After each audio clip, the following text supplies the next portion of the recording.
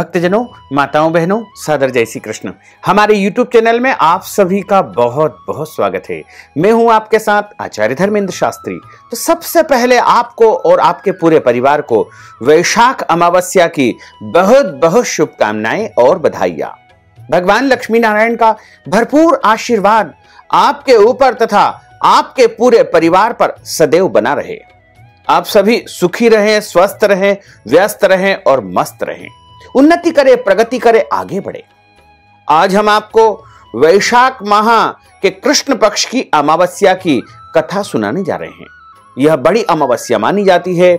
तो चलिए, वैशाख माह के कृष्ण पक्ष की अमावस्या, जिसे सतवाई अमावस्या कहा जाता है, इसकी कथा हम आपको सुनाने जा रहे हैं। बोलिए सद्गुरुदेव भगवान की जय, गोपाल कृष्ण भगवान की जय, श्री वृंदावन बिहारी लाल की जय, पितरेश्वर भगवान की जय, द्वारकाधीश भगवान की जय।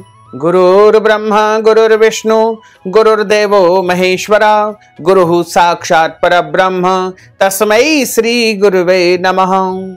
श्री अखंड मंडलाकारं व्याप्तं येन चराचरं, तत्पदं दर्शितं येन तस्मै श्री गुरुवे नमः।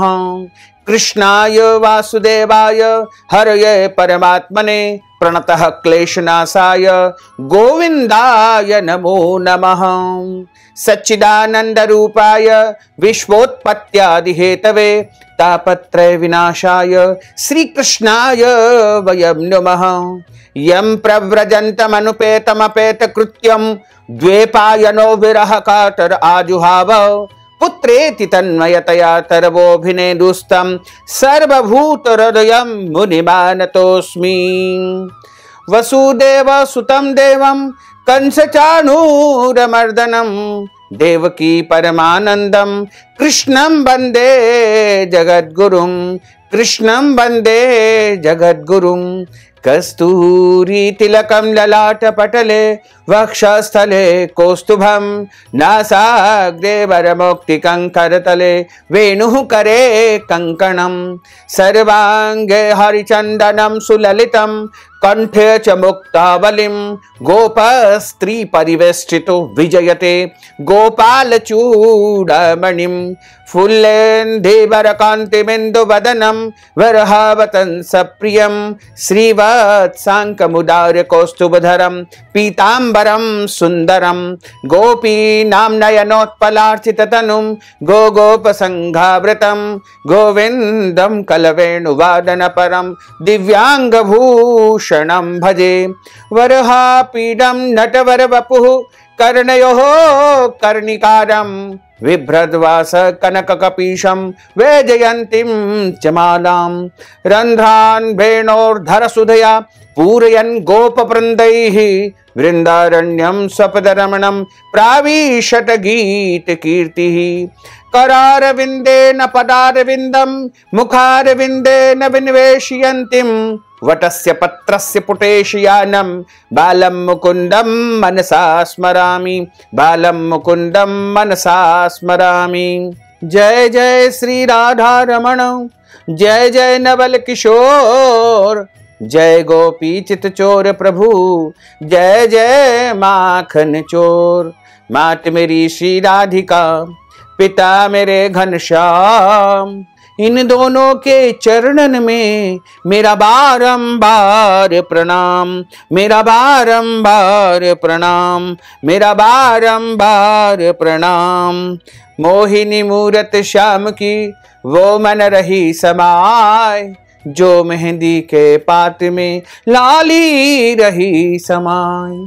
धन यौवन एक दिन उड़ जाएंगे, जैसे उड़े कपूर, मन मूरख तू राम भज, क्यों चाटे जग धूर। राम कृष्ण दो एक है, अंतर नहीं निमेष, इनके नयन गभीर है, उनके चपल विशेष, उनके चपल विशेष। बोलिए श्री वृंदावन बिहारी लाल की जय, पितरेश्वर भगवान की जय, गोपाल कृष्ण भगवान की जय। पूरे वर्ष में 12 अमावस्या आती है, यानी प्रत्येक माह के कृष्ण पक्ष में जो तिथि होती है उसे अमावस्या कहा जाता है। और यदि अधिक मास आता है उस वर्ष एक अमावस्या अधिक होती है, यानी उस साल 13 अमावस्या आएगी। सभी अमावस्याओं का अपना अपना अलग अलग महत्व माना गया है और धर्म ग्रंथों तथा पुराणों में लिखा हुआ है कि अमावस्या जो तिथि होती है वो पितृ कार्य के लिए सर्वोत्तम तिथि मानी जाती है।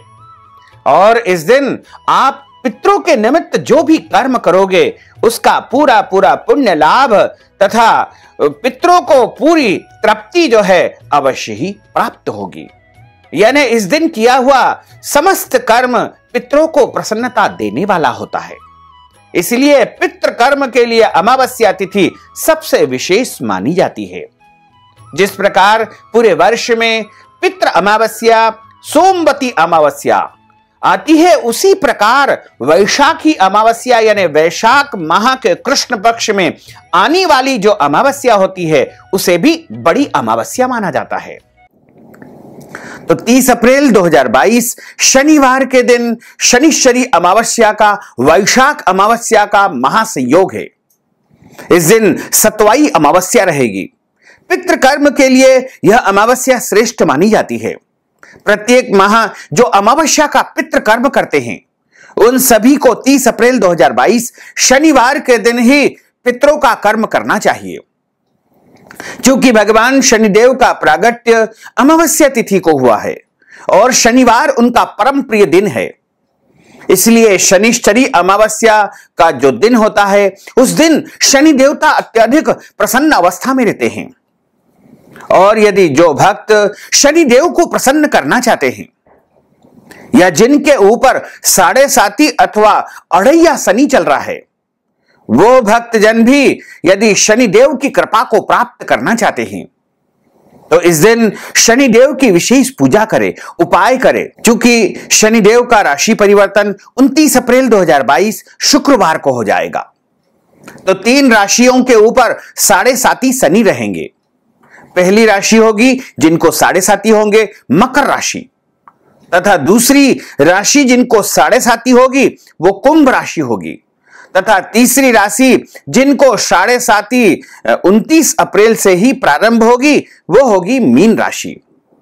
यानी इन 3 राशियों को 7.5 शनि का प्रभाव निरंतर रहेगा। और इसके अलावा यदि अढ़ैया देखें, अढ़ैया यानी 2.5 साल के लिए जिन राशियों पर शनिदेव विराजित रहेंगे वो राशि होगी कर्क राशि तथा वृश्चिक राशि।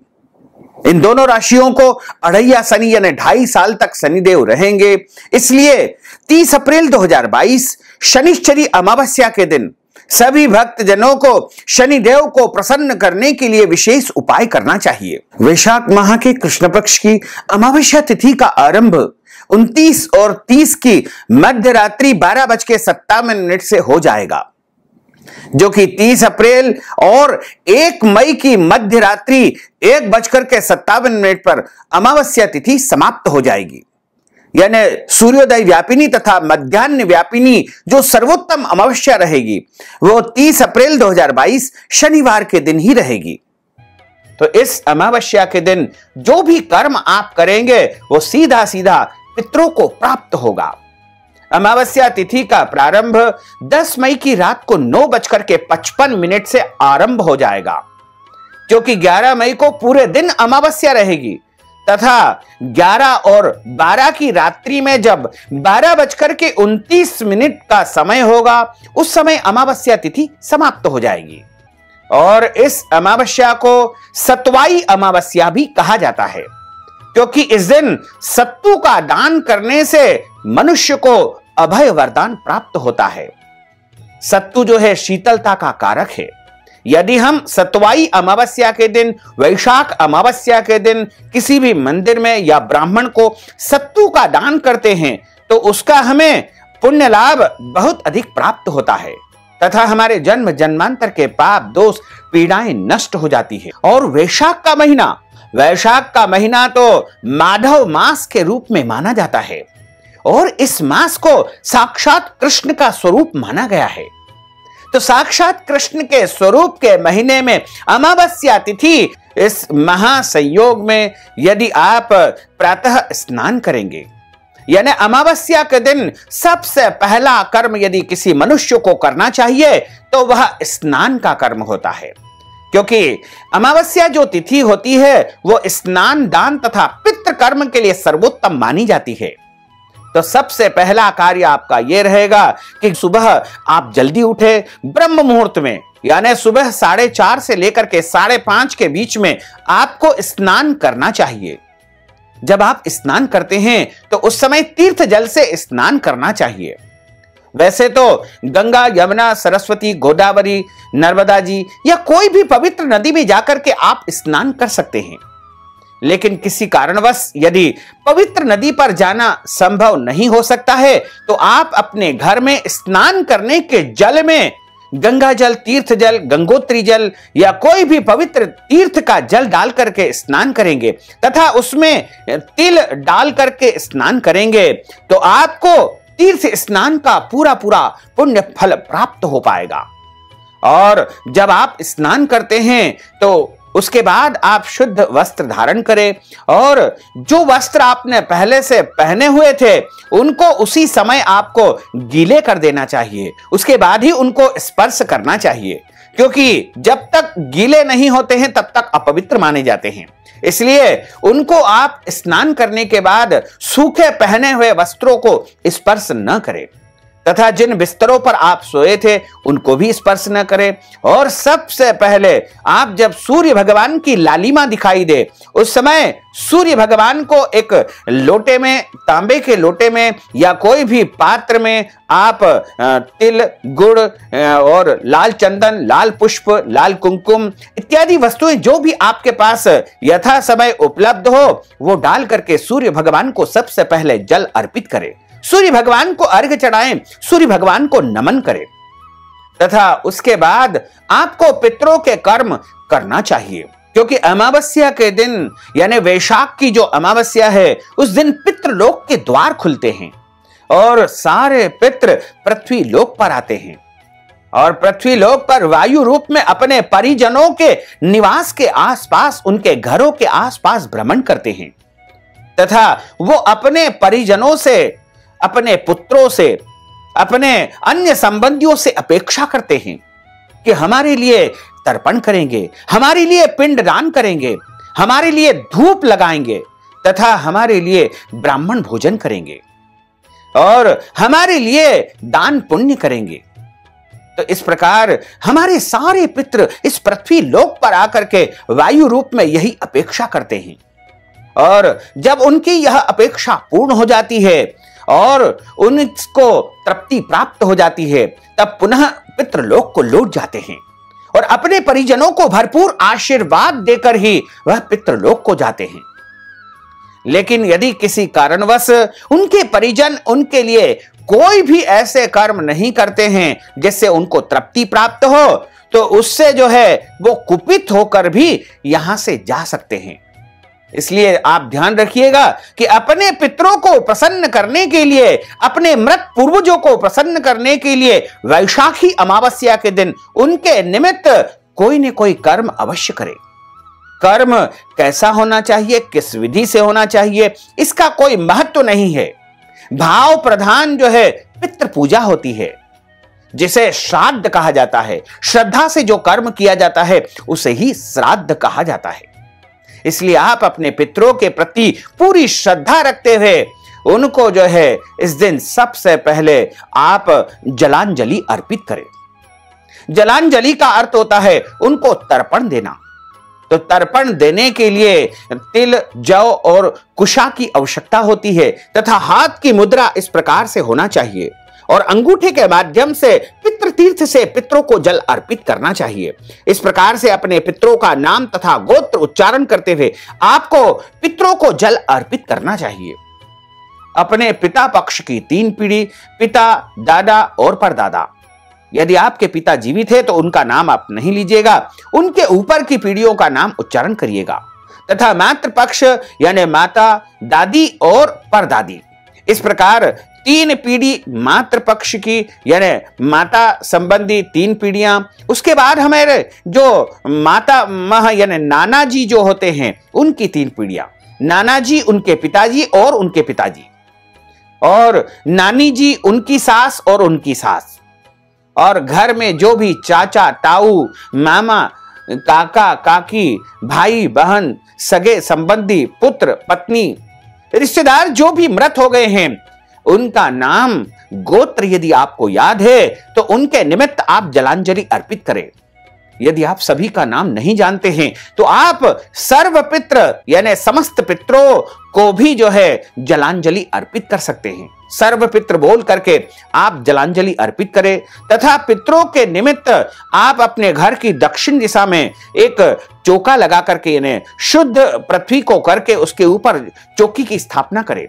उसके ऊपर सफेद कपड़ा बिछाएं, पितरों का चित्र स्थापित करें और वहां पर आप उनके निमित्त भोग सामग्री तैयार करें। पितरों के निमित्त जो भोग तैयार किया जाता है वह पूर्णतः शुद्ध और सात्विक भोजन होना चाहिए। चाहे आपके पितृ यदि मांस मदिरा का भी सेवन करते थे तो भी आपको पितरों को इन वस्तुओं का भोग नहीं लगाना चाहिए, क्योंकि पितृ जो है देव स्वरूप हो जाते हैं। तो उनके लिए शुद्ध वस्तु का निर्माण करें। जब आप पितरों के निमित्त भोजन बनाते हैं तो उस समय आप स्वयं भी शुद्ध अवस्था में होना चाहिए, यानी मासिक धर्म की अवस्था में पितरों के निमित्त भोजन नहीं बनाना चाहिए तथा बिना स्नान किए पितरों के निमित्त भोजन तैयार नहीं करना चाहिए। पूर्णतः शुद्ध और सात्विक तरीके से पितरों के निमित्त भोजन करें और भोजन में लहसुन, प्याज, मांस, मदिरा का उपयोग बिल्कुल नहीं करना चाहिए। शुद्ध और पवित्र भोजन तैयार करना चाहिए। वैसे पितरों के सबसे प्रिय वस्तु होती है वो होती है चावल। चावल की आप खीर बना सकते हैं या चावल भी आप केवल बना करके पितरों को भोग के रूप में अर्पित कर सकते हैं। इसके अलावा अन्य भोज्य पदार्थ भी आप पितरों के निमित्त तैयार करें। उसके बाद आप सबसे पहले चौकी के ऊपर पितरों का चित्र आपने स्थापित कर दिया और यदि चित्र नहीं है तो वहां जौ और तिल डाल करके या फिर अक्षत डाल करके पितरों का आवाहन करें तथा उनको आमंत्रित करें कि हे पितरों, आप इस आसन पर विराजित हो जाइए। उसके बाद जब आपने जलांजलि प्रदान कर दी है, पितरों को आवाहित कर दिया है, तो उनको भोग लगाएं। और पितरों को जो भोग लगाने की सबसे श्रेष्ठ विधि जो हमारे धर्म ग्रंथों और पुराणों में बताई गई है वो इस प्रकार है कि अग्नि का कंडा एक तैयार करें, यानी अग्नि जला करके आप अग्नि प्रज्वलित कर लीजिएगा। गाय के कंडे की अग्नि सर्वोत्तम मानी जाती है और उसको तैयार करके आप एक मिट्टी के पात्र में या हवन कुंड में या किसी भी जो है विशेष पात्र में उसको स्थापित करें। उसके बाद उसके ऊपर कंकु अक्षत चढ़ा करके अग्नि का पूजन करें तथा एक बिना नमक की रोटी तैयार कर लेवे। उसमें गुड़, घी और बिना नमक की रोटी का मिश्रण करके और आपको 5 आहुति पितरों के निमित्त प्रदान करना चाहिए। इस उंगली के माध्यम से आपको पितरों को आहुति प्रदान करना चाहिए। यह पितृ उंगली मानी जाती है और इस प्रकार आप आहुति प्रदान करें। ओम प्राणाय स्वाहा, ओम अपानाय स्वाहा, ओम व्यानाय स्वाहा, ओम समानाय स्वाहा, ओम उदानाय स्वाहा। इस प्रकार आप 5 आहुति पितरों का स्मरण करते हुए आपको देना चाहिए और हाथ में जल लेकर के अंगूठे के माध्यम से जल आपको चारों तरफ घुमा देना चाहिए तथा भोग की पूरी थाली पितरों के सामने रख करके उसके आसपास भी इसी पद्धति से आपको जल घुमाना है तथा पंच बलि आपको प्रदान करना चाहिए। पंच बलि का अर्थ होता है कि सबसे पहला जो बलि होती है वह होती है गौ माता के लिए तथा कुत्ते के लिए और कौवे के लिए। इसके अलावा जो भिखारी होता है उनके लिए, और यदि भिखारी नहीं आता है तो आप वह भाग जलाशय में मछलियों को अर्पित कर सकते हैं। इसके अलावा चींटियों के लिए। इस प्रकार पंच बलि आपको प्रदान करना चाहिए तथा सबसे पहले आपको ब्राह्मणों को भोजन करवाना है, क्योंकि ब्राह्मणों के मुख से ही पितृ भोजन स्वीकार करते हैं।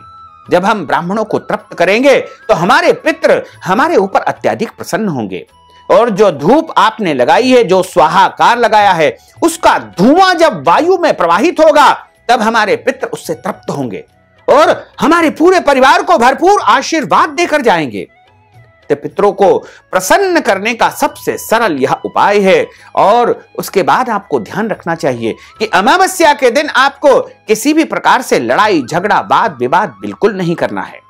अमावस्या के दिन आपको ब्रह्मचर्य व्रत का पालन करना चाहिए। अमावस्या के दिन में सोना नहीं चाहिए।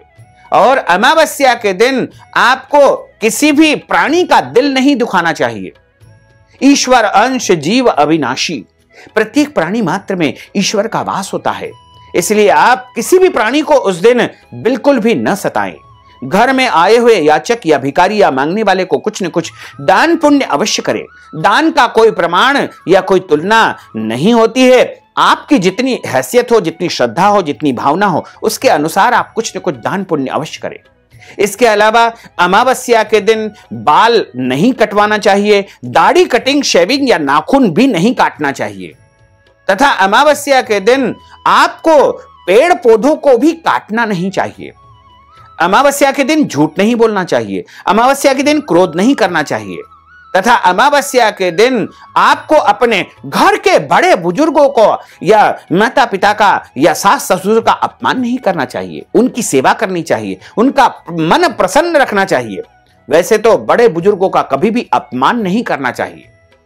और अमावस्या के दिन यदि आपके घर में कोई भी व्यक्ति आता है तो उसका सत्कार करना चाहिए। और अमावस्या के दिन इन सब नियमों का आपको अच्छी प्रकार से पालन करना चाहिए। यह मंगलवारी अमावस्या है, तो आप कर्ज मुक्ति के लिए गाय को यदि गुड़ और मसूर की दाल खिलाएंगे तो आपको जो है कर्ज से मुक्ति प्राप्त हो सकती है। तो इस दिन आप शाम के समय अपने मुख्य द्वार पर तथा मंदिर में घी का या तेल का दीपक अवश्य लगाएं। और तो इस दिन कई प्रकार की सिद्धि साधना आदि उपाय भी किए जा सकते हैं। तथा इस दिन आप चाहें तो श्री यंत्र का विशेष पूजन अर्चन भी करें और माता महालक्ष्मी का पूजन अर्चन भी कर सकते हैं। यानी लक्ष्मी प्राप्ति के भी उपाय या मंत्र जाप या सिद्धि साधना आप करेंगे तो निश्चित तौर से आपकी मनोकामना अवश्य ही पूर्ण हो सकेगी। वैशाख अमावस्या की जो कथा धर्म ग्रंथों और पुराणों में लिखी हुई है वह इस प्रकार है। वैशाख अमावस्या के महत्व को बताने वाली एक पौराणिक ग्रंथों में कथा मिलती है। कथा इस प्रकार है कि एक समय की बात है, धर्मवर्ण नाम का एक विद्वान और कुशल ब्राह्मण निवास करता था। वह ब्राह्मण बड़ा ही सदाचारी था, योग्य था, कुशल था, विद्वान था और बहुत ही आस्थावान तथा धार्मिक प्रवृत्ति का वह ब्राह्मण था। व्रत उपवास वह नियमित रूप से किया करता था तथा सभी नियमों का पालन बड़े अच्छी प्रकार से किया करता था और ऋषि मुनियों का बड़ा आदर करता था, उनका सत्कार करता था। जहां पर भी संतों का समागम होता था या संत सत्संग होता था वहां पर वो जाता था और संतों के मुखारविंद से उनकी वाणी का श्रवण करता था।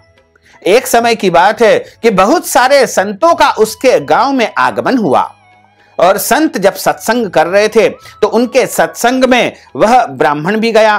धर्म वर्ण उनके सामने बैठा हुआ था और संतों के मुख से उसने सुना कि कलयुग केवल नाम आधारा, सुमर सुमर नर उतरहि पारा। धर्म वर्ण ब्राह्मण ने सुना कि कलयुग में केवल प्रभु का नाम ही सर्वोत्तम है और प्रभु के नाम के अलावा जो कुछ भी है वो सब कुछ मिथ्या है। यानी कलयुग में केवल और केवल प्रभु का नाम स्मरण कर लोगे तो भी आपको महान पुण्य फल की प्राप्ति हो जाएगी, क्योंकि सतयुग और त्रेता युग में बड़े बड़े यज्ञ हवन और करोड़ों वर्ष तक तपस्या करने से जो फल प्राप्त होता था वही फल कलयुग में केवल नाम उच्चारण करने से, प्रभु का स्मरण करने से आपको प्राप्त हो सकता है। तो संतों के मुखारविंद से धर्म वर्ण ने सुना कि कलयुग में केवल नाम का ही एक आधार है और उसके मन में जो है वैराग्य उत्पन्न हो गया। उसके मन में ऐसा विचार आया कि क्यों मैं इस सांसारिक जीवन को व्यतीत कर रहा हूं और उसने तत्काल संन्यास धारण कर लिया, वैराग्य धारण कर लिया और प्रभु के नाम जप करते हुए वह जंगल में निकल गया। जंगल में भ्रमण करने लगा, प्रभु की आराधना करने लगा, प्रभु का नाम जप करता करता एकाएक घूमता घूमता वह पितृलोक को पहुंच गया और जब वह पितृलोक को पहुंचा तो वहां पर बहुत सारे पितृ विराजित थे। कुछ पितरों को उसने बहुत परेशान होते हुए देखा, पीड़ित होते हुए देखा, कष्टमय स्थिति में देखा। तो धर्मवर्ण ने उनसे पूछा कि आप इतने कष्टमय स्थिति में क्यों हो? आपको क्या कष्ट है? आखिर आपको कौन से कारण से इतनी यातना यहां पर पितृलोक में प्राप्त हो रही है? तो उन पितरों ने कहा कि हमारा जो पुत्र है धर्मवर्ण ब्राह्मण, वह पृथ्वी पर संन्यास धारण कर चुका है और उसने संन्यास जब ले लिया है तो वह अपने पितरों का सारा कर्म उसने करना त्याग कर दिया है। यानी हमारा जो पुत्र है धर्मवर्ण न तो हमारे लिए कभी तर्पण करता है, न श्राद्ध करता है, न पिंडदान करता है और पितरों के निमित्त कोई भी कर्म उसने करना बंद कर दिया है। इसलिए हमें इतनी आज पितृलोक में कष्ट भोगना पड़ रहा है। धर्मवर्ण ने जैसे ही अपने पितरों की इस व्यथा को सुना तो उसे बड़ा दुख हुआ और उसने हाथ जोड़ करके कहा कि हे पितृदेवताओं, मैं ही धर्मवर्ण हूं और मैंने ही संन्यास धारण कर लिया है। आज चूंकि मुझे भगवत भक्ति में मेरा मन लगा हुआ था और इसी कारण मुझे शक्ति प्राप्त हुई और मैं आपके दर्शन के लिए पितृलोक में आया हुआ हूं। तब उसी समय उनकी पीड़ा को जान करके धर्मवर्ण ने निश्चय कर लिया कि आज ही मैं इस वैराग्य को छोड़ दूंगा और सांसारिक जीवन में प्रवेश कर जाऊंगा। तत्काल उसने अपने पितरों की आज्ञा को स्वीकार किया और पृथ्वी पर आकर के अपने संन्यास रूप को छोड़ करके पुनः गृहस्थाश्रम में प्रवेश कर लिया, क्योंकि गृहस्थाश्रम से बढ़ करके कोई भी तपस्या या कोई भी साधना नहीं हो सकती है। और गृहस्थाश्रम में आकर के उसने वैशाख माह की जो अमावस्या थी उस दिन अपने पितरों के निमित्त तर्पण किया, अन्नदान किया। तर्पण के साथ में पिंडदान आदि कर्म उसने किए तथा बहुत सारे ब्राह्मणों को आमंत्रित करके उनको भोजन करवाया और उसने अन्न दान करके, वस्त्र दान करके, गौ दान करके, स्वर्ण दान करके, तिल दान करके, शक्कर का दान करके और अन्य कई प्रकार के दान करके अपने पितरों को तृप्त किया तथा अपने पितरों से प्रार्थना की कि हे पितृ देवताओं, आप प्रसन्न हो जाइए। आपने जैसा मुझे आज्ञा दी थी उसी प्रकार मैंने आपकी तृप्ति के लिए समस्त उपाय किए हैं। उसके पितृ उसी समय प्रकट होते हैं और उसको आशीर्वाद देकर के पुनः पितृलोक को प्रस्थान कर जाते हैं। इस प्रकार वैशाख माह की अमावस्या की जो कथा है यहां पर समाप्त होती है। इस कथा को जो कोई भी पूरी श्रद्धा, भक्ति तथा भावना के साथ में श्रवण करता है उसकी मनोकामना निश्चय ही पूर्ण हो जाती है। बोलिए पितरेश्वर भगवान की जय, श्री वृंदावन बिहारी लाल की जय, गोपाल कृष्ण भगवान की जय। अच्युतम केशवम राम नारायणम कृष्ण दामोदरम वासुदेवम हरे, श्रीधरम माधवम गोपिका वल्लभम, श्री जानकी नायकम श्री रामचंद्रम भजे, जानकी मनोहरम सर्वलोक नायकम, श्री शंकरादि सेवितम पुण्य नाम कीर्तनम, श्री राम राम राम राम राम नाम तायकम, रामा कृष्ण वासुदेवा भक्ति मुक्तिदायकम, रामा कृष्ण वासुदेवा भक्ति मुक्तिदायकम, रामा कृष्ण वासुदेवा भक्ति मुक्तिदायकम, रामा कृष्ण वासुदेवा भक्ति मुक्तिदायकम, रामा कृष्ण वासुदेवा भक्ति मुक्तिदायकम। बोलिए श्री वृंदावन बिहारी लाल की जय, गोपाल कृष्ण भगवान की जय, श्री द्वारकाधीश भगवान की जय, श्री गोवर्धन नाथ भगवान की जय, श्री गिरिराज धरण की जय, श्री श्याम सुंदर यमुने महारानी की जय, श्री वल्लभाधीश की जय, श्री गुसाई जी महाराज की जय। धर्म की जय हो, अधर्म का नाश हो, प्राणियों में सद्भावना हो, विश्व का कल्याण हो, सनातन धर्म की जय हो, गौ माता की जय हो, नगर बस्ती की जय हो, आज के आनंद की जय हो, कल के आनंद की जय हो, परसों के आनंद की जय हो, बरसों बरसों के आनंद की जय हो। ओम नमः पार्वती पते, हर हर महादेव हर। भक्तजनों, माताओं बहनों, आपने वैशाख माह की अमावस्या की कथा का श्रवण किया है। यदि आप कथा सुनने की दक्षिणा हमें प्रदान करना चाहते हैं या फिर वैशाख अमावस्या के दिन अपने पितरों के निमित्त ब्राह्मण भोजन, श्राद्ध, तर्पण आदि कर्म करवाना चाहते हैं या पितरों के निमित्त कोई भी दान जैसे अन्नदान, वस्त्रदान, गौदान, स्वर्णदान, भूमिदान या कोई भी दान पुण्य यदि आप वैशाख अमावस्या, सतवाई अमावस्या के निमित्त करना चाहते हैं तो आप हमारे पेटीएम के माध्यम से, गूगल पे के माध्यम से, फोन पे के माध्यम से या फिर अकाउंट नंबर के माध्यम से नगद राशि पहुंचा करके इस वैशाखी अमावस्या का पूरा पुण्य लाभ प्राप्त कर सकते हैं। साथ ही आपसे अनुरोध है कि हमारे इस ज्ञानवर्धक वीडियो को अधिक से अधिक लोगों को शेयर करिएगा, लाइक करिएगा, कमेंट करिएगा और यदि अभी तक आपने सब्सक्राइब नहीं किया तो अभी और इसी समय सब्सक्राइब अवश्य कर लीजिए ताकि इसी प्रकार की ज्ञानवर्धक जानकारी आपको सबसे पहले प्राप्त हो सकेगी। आपको और आपके पूरे परिवार को सादर जय श्री कृष्ण, सादर धन्यवाद।